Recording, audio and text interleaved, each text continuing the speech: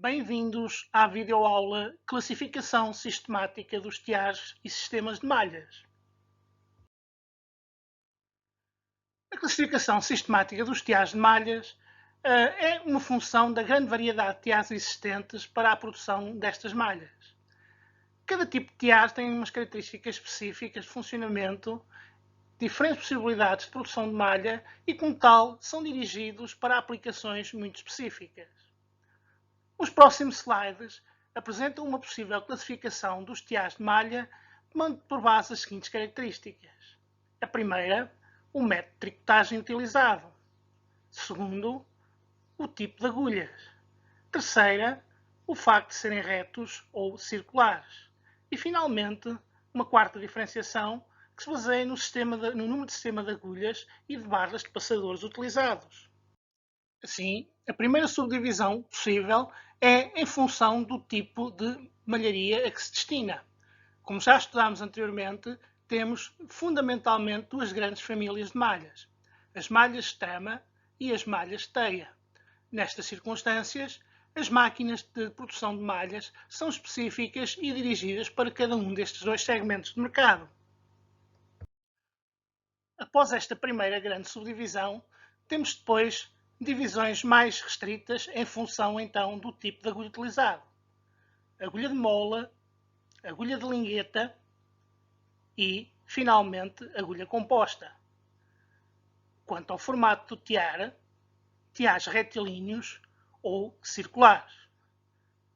Finalmente, quanto ao número de sistemas de agulha, um sistema de agulhas, 2, e com os modernos sistemas e maquinarias de tricotar, vamos ter 3 e 4 sistemas de agulhas.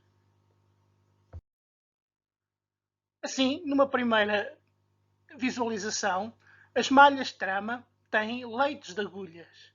Os leitos de agulhas são elementos onde as agulhas de movimentação individual, em alguns casos, particularmente em tiares circulares coletivas, se encontram inseridas as agulhas, podendo neles deslizar. A figura mostra um tiar de bancada em V, com a bancada da frente, a ranhura, onde estão inseridas e deslizam as agulhas através do movimento da cama, e a bancada de trás. Na parte inferior, vocês podem ver a forma de intercruzamento das agulhas nos dois leitos de agulhas, bem como a situação da malha formada. No caso dos tiares de malhas de teia, temos barras de agulhas, uma ou duas.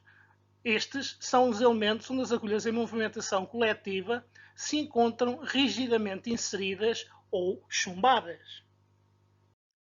Assim, quanto ao tipo de agulha utilizado, temos a agulha de mola. Os principais constituintes da agulha de mola são a haste, normalmente metálica, a base, onde permite a inserção no leito ou nas barras de fixação, a mola, que é o 3, o gancho, também é o 3, conhecido de mola ou gancho, e depois o número 4, a ranhura, 5, a cabeça da mola e finalmente 6, a ponta da mola. Quanto às agulhas de lingueta, elas são também constituídas por uma haste metálica, que é o número 1, o talão, que é o 2, que podem ser talões curtos, talões grandes, e a agulha também em si, a haste pode ser comprida ou curta, e irão fazer diferenciação em termos de ativação no movimento para a produção de estruturas que iremos estudar mais tarde.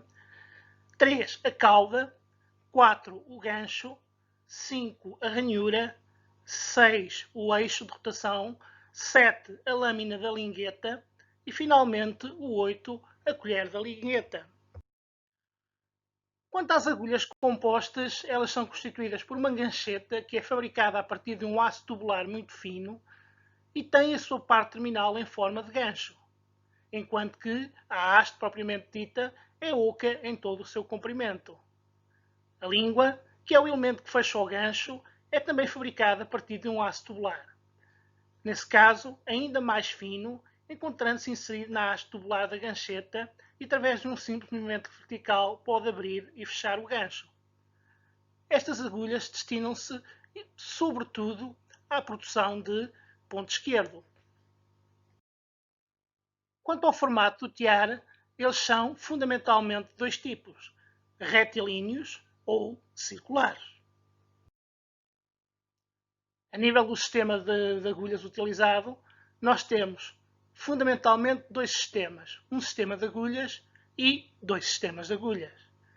Contudo, as máquinas modernas já têm 3 ou 4 sistemas de agulhas, montando estes sistemas extra por cima do tradicional sistema de leite de agulhas em V. Os próximos slides ilustram esta situação.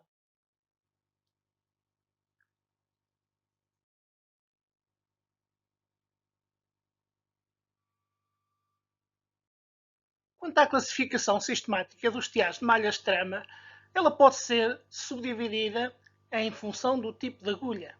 Assim, vamos ter agulha de mola, agulha de lingueta ou agulha composta.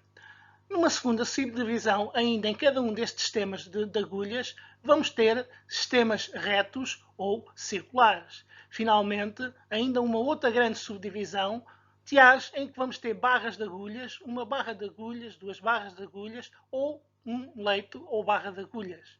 Finalmente, os tiares em que as agulhas de lingueta e as agulhas compostas diz respeito, em que temos leitos de agulhas, um ou dois leitos de agulhas. Cada um deles dá origem a sistemas típicos de malharia, como seja no caso os sistemas Cotton, a Malhosa, a Tompkins, e depois, a nível do sistema de leitos de agulhas, vamos ter fundamentalmente os de bancada IV e tiares de ponto esquerdo. Ao nível da classificação sistemática dos tiares de malhas de teia, temos também numa primeira subdivisão em função do tipo de agulha, especificamente e tipicamente agulha de mola. Depois podemos também ter agulhas compostas e agulhas de lingueta. Quanto ao formato, podem ser, relativamente a este tipo de tiares, retos ou circulares, e depois com uma barra de agulhas, duas barras de agulhas. Assim, temos sistemas típicos como o milanês, a Ketten, a Rachel, etc.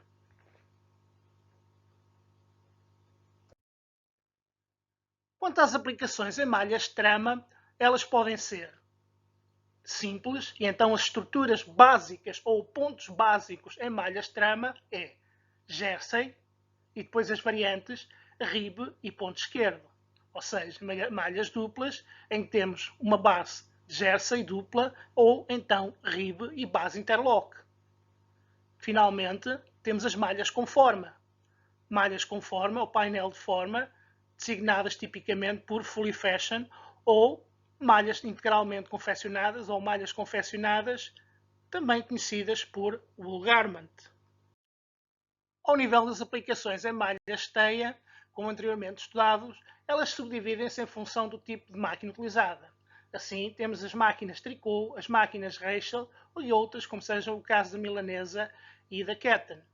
Em função também da categoria das malhas de teia, que vimos que poderiam ser do tipo rígidas e semitécnicas, elásticas ou ainda para rendas e cortinas. Vamos agora ver os principais fabricantes de tiares de malhas.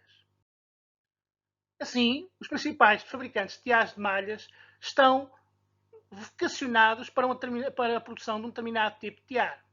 Assim, os maiores fabricantes de tiares retilíneos são a Stoll, alemã, a Shimaseki, japonesa, e a Karl Mayer, também alemã.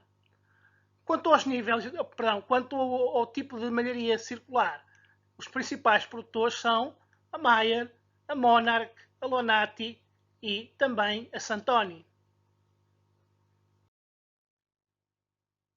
Paralelamente ao desenvolvimento das máquinas, estes produtores produzem também software para ajudar o designer a produzir as peças e também para fazer a facilidade de transição entre o design e a produção dessas mesmas peças.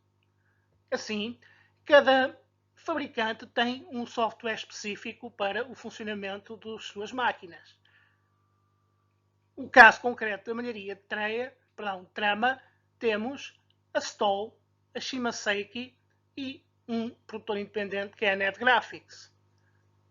Dos mais relevantes ao nível da malharia de teia, temos a CAT, a Texmind e a Texion. Assim, vejamos alguns exemplos concretos de produtores de máquinas e características de algumas dos seus sites. A nível da Shimaseki, podemos ver a máquina SRVR 123SP, que foi a máquina recentemente adquirida pelo UBI e que irá ser instalada a partir do dia 16 de maio.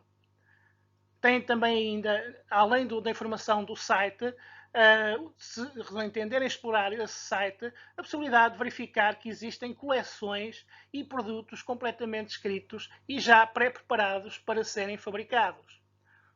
No canto direito do vosso slide, podem ver o sistema de programação e controlo Apex SDS, versão 3.4, e, portanto, já com design 3D, e que será aquele que futuramente iremos trabalhar. A Shimaseki possui, portanto, todos os sistemas de software e CAD que abarcam as diversas fases de ciclo do produto, desde o planeamento, o design, a produção e simulação de fios têxteis, a produção de padrão, a graduação, o 3D fitting, portanto, o draping, a simulação também da peça já em termos de manequim, a possibilidade de visualização entre todo o desenho que está constituído em termos de representação gráfica e depois a sua visualização em termos de malha real. Temos ainda também depois em termos de produção, lojas eletrónicas e finalmente o programa PLM, que é Product Lifecycle Management, ou seja, o sistema completo de gestão do produto desde a sua produção até ao descarte. Um outro exemplo é a Stoll. Temos também bastantes informações no seu site, pelo que recomendo vivamente a sua consulta. O software de design da Stoll é o M1 Plus, que também tem bastantes potencialidades. Hoje em dia, nós podemos passar de uma fotografia tirada com um telemóvel para uma peça de malha em apenas poucos minutos. Neste slide podemos visualizar duas variantes produzidas pela Meyer Company, que são máquinas circulares para jersey simples ou para jersey duplo, isto é, com cilindro ou então com duplo cilindro ou cilindro e disco. Neste slide podemos ver o principal representante dos fabricantes de teares de malhas teia, a Karl Mayer. Assim, temos aqui duas possibilidades, como seja uma máquina de malha de teia para tipo tricô, com exceção de trama, ou uma máquina de malha de teia tipo Rachel para artigos de alta elasticidade. Se resolverem explorar o site da produtor, vocês podem verificar que existe também uma variedade enorme de produtos que estão lá tipificados e especificados. Ainda do mesmo fabricante, neste slide, podemos ver uma máquina que se destina à produção de estruturas de malhas 4D. Tem ainda alguns exemplos a nível da produção das estruturas de malha e das suas aplicações. Outro tipo de teares específicos são, por exemplo, aqueles que se destinam à fabricação de meias ou de leggings. Também já tínhamos falado anteriormente, ao nível da malharia retilínea, temos teares para confecção integral ou para a produção de painel de forma. Obrigado pela vossa atenção e até à próxima aula.